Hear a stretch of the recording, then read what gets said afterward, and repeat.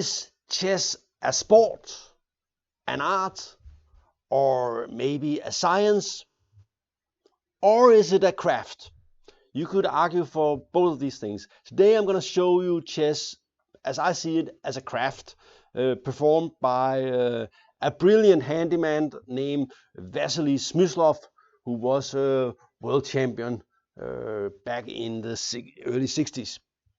So how do you play chess as a craft? Well, you are sort of perfecting your art and performing small operations on a very high level. And we're going to see a brilliant game that's very instructive, something everybody could learn from. It was recommended to me by my good friend from Greece, Nikos. And so I'm proud to present this game. It's really a nice game. So let's get into it. Smyslov is white. We are in 1988. By the way, Thomas Ernst is a famous theoretician, and I think he's a professor in mathematics. He is strong tactically, but positionally, I think he's not that good, to be honest. So if you play against him, make sure it will be a maneuvering game and watch out for tactics. And if he doesn't get any tactics, you will probably be able to outplay him. By the way, this is known as the Torah attack against bishop e7. This is not a bad opening. By the way, I think black's best move here is d5. And this is what I did against Miles, but you can play better with black than what I did against Miles. You can find that in playing against the legends. Knight bd2. By the way, if you don't like what's coming, you can play c3 here, which I think is what Kamsky does. And by the way, this is sort of an untheoretical way to get an interesting battle where the best player usually will win. I see that guys like Kamsky and the Hungarian player Berkes plays this way. c5 is the very aggressive way to try but white has this option, and it looks weird to give up the bishop, but here we are both attacking the pawn and the bishop, and of course you would not like to be able to have to take back with the pawn here. So black is more or less forced and gave up the fianchetto bishop. White is now threatening the rook on h8, so castle makes sense, and c4 to prevent d5. And knight c6, queen d2, all very natural moves. We have sort of a Sicilian structure where, or English opening, where white is maybe slightly better. One thing you should worry about with white is that this bishop down here, this guy, potentially can become a bad bishop because it has a tendency for white to put the pawns on white. But black should also be a little bit wary that he is missing the dark squared bishop, and his kingside can be a little bit weak. Very aggressive players will try to run with the h-pawn here. That probably does not work, but it sure is dangerous. Smyslov does not like to do that. He is a calm player. He's a crafts player. He's doing simple stuff very well. And he's an excellent in-game player, and also he has a very good sense of the harmony of the pieces. Are they going to be good? Are they going to be bad? And we're going to see that in the game. Bishop here, a6. And black's idea is basically to get some counterplay in the soon with b5. And here Smyslov, who knows he's probably a lot better than Thomas Ernst in the ending, plays knight d5, an interesting move, more or less forcing black to take. But is that and here we are sort of, the dogmatic thinking is that, but this bishop taking that knight will leave white with a bad bishop, right? So that's what Thomas does. it's not the best move. He should just wait a little bit and be more ready to take on d5, because the knight is not going anywhere. But he takes immediately, and it looks kind of good, and he can jump in here and be ready to exchange the bishop, even though it's the bad bishop, or maybe play e5 and have a great knight in the center. The thing is with the knight here is that it's kind of easy for white to play around it, and we're gonna see that. So here, so a little bit surprising, white decides to keep the bishop. Okay, so what's going on here? Well, one thing we should notice is that if, for instance, the pawn was on b3, that would probably this position will probably already be fine for black. So how can that be? Well, the thing is that white does have a maneuver here to c3, and if black takes that rook, I'm just gonna do like this, then and dispel this guy, and leaving black with problems in the b file. So maybe the knight here is not so good after all. This guy here. So rook c8, rook c1, fighting for the open file, king f8, and already here the computer really likes this move, but Smyslov likes this move, and that's also kind of a nice move. The thing is, this knight is looking pretty, but it's not very mobile, so it's sort of a knight with a view, and they cannot do anything except become weak, and it has to go, and that was definitely not the plan. Okay, so what's going on here? We have a standoff in the c file. No one wants to give up the c file. We have this pawn, but if you take this pawn, of course, will be weak, but there will also be some possibility for both attack and activity. Excuse me.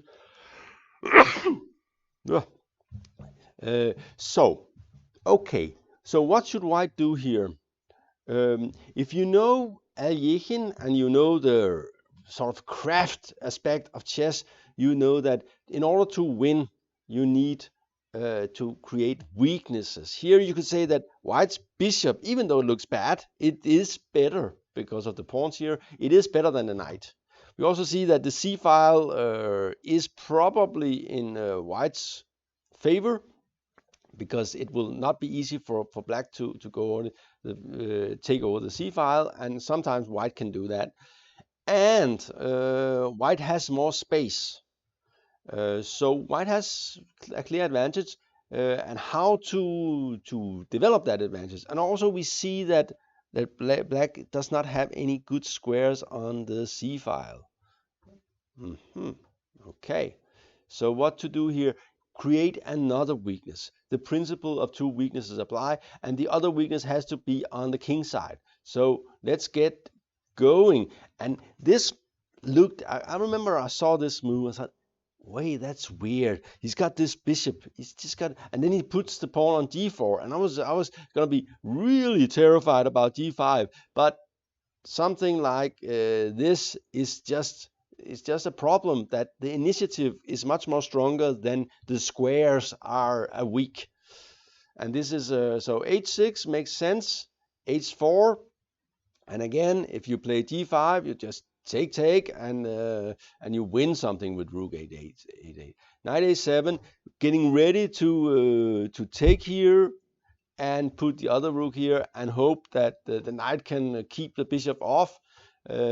So is that what you want for white? Notice that he has to do it in this order, otherwise there would be an invasion here, which is something you don't want.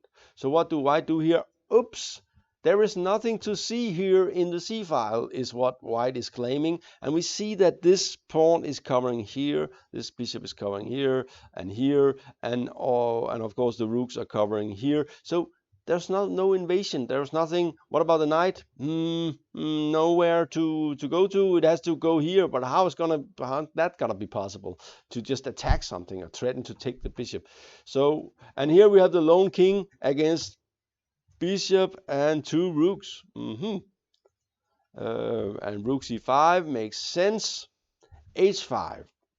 Now, that was one part of the reason I really like this game, is that white is putting the pawns on white, even though he has the white squared bishop, which is really weird, but it's of course the correct way here, and here is due to complete tactical justification that d5 simply does not work. White goes take, and h6, and we have a very, very strong pass pawn here, and we notice that this bishop is gonna get into the game, and it's gonna get into the game pretty fast.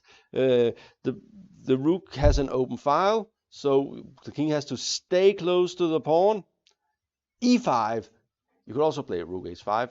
It's the computer likes slightly more, but this is more sort of instructive, just to show how white's initiative will develop. Take, check, and if something like this, you will take here, and threatening the rook and threatening h8 and winning the exchange. So he has to go here, take, and now black got this, but this guy down here is so much more important. So king here, white is simply threatening to go here, and this guy will queen. Okay, so he has to go back here, and take, and these active rooks, extra pawn. Well, black was gonna lose something soon, probably the d pawn. Is just totally winning for white. So this is not possible. So he cannot play d5, which in principle on positional grounds would be desirable. What you're hoping for is to play something like d5 and having the knight here being able to sit on this square against this bishop, and you would have a nice good knight versus bad bishop scenario with pawns on all the wrong squares. But this is not what's going on here. White is just in time, and after this, take. The structure is really clearly better for white. And here comes a great prophylactic move by Smyslov. So what's going on here? Well, white definitely have some interesting prospect here. He does have more space. These pawns are potentially weak. They're not static weaknesses yet. There is also an active king here. So there's a lot of things going for white position. You just have to make sure black does not get unnecessary counterplay. So what would you do here as white? Prophylactic thinking. The craft. You have a big advantage, and like I have said many times on DM Talks, technique is the same as control, keeping control. So what could you be afraid of? Maybe you could be afraid of something like this. Maybe you could be afraid of something like this. So what to do here? Let's see. This move. That's interesting, right? So is d5 a problem? No, you just take rook f5, everything's gonna drop, and e5 is gonna come. It's gonna be a huge initiative for white. So that's not gonna work. Look at this silly knight down here. That's not our. So he's trying to get it back into the game, and it's pushed. And here many good moves, but I like the way Smyslov plays like this, keeping the king active, making sure that the active piece can be part of the game. a5.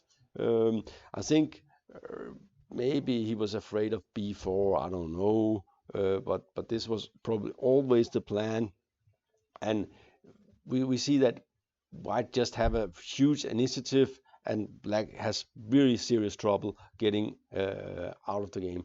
And one of the big advantages of having more space is that you can switch sides. And here we see that black is due to his lack of coordination, he has some problems, and white is able to do a serious transformation here. And this, I would always, we saw before that he got connected pass pawn, and here And Smyslov knows that in this position with the very active king, the very strong bishop, and more space and a potential pass pawn, these pawns over here are never going to be dangerous. I would be a bit nervous about this, but he's got it all under control, which shows that, by the way, this is a typical thing that from here it dominates the knight that cannot move. So he has to push forward. White also can push forward. By the way, f5 is not bad either. But a4, d6, very simple. d7, this pawn is nice. King f6, rook here, threatening to go down here. What about a3? Hoping to get some counterplay. King c3, stopping everything from happening. We see that knight can't move, and the pawn can't go because the king just take the knight en route to a3. Rook a8, rook e8, getting ready to push this pawn. And if this move, then you take here and got a1 covered. So and check, and you can just take that. Because this one is still not going anywhere, and this one is with check. So this was here after bishop takes a4. Thomas Ernst resigned. By the way, when I searched for this game, I like this game. I think you should go over this video a few times just to see how Smyslov managed to do that. Pushing the pawns on white squares was a surprise.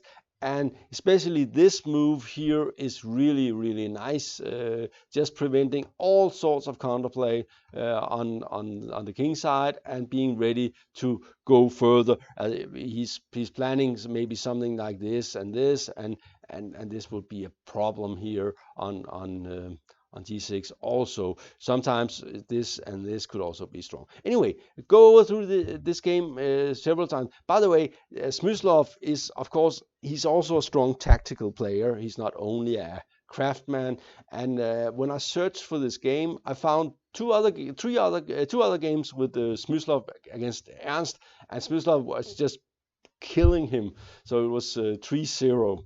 And probably he was a bit overpowered, the good old Thomas Ernst. This was GM Talks. Thank you for watching.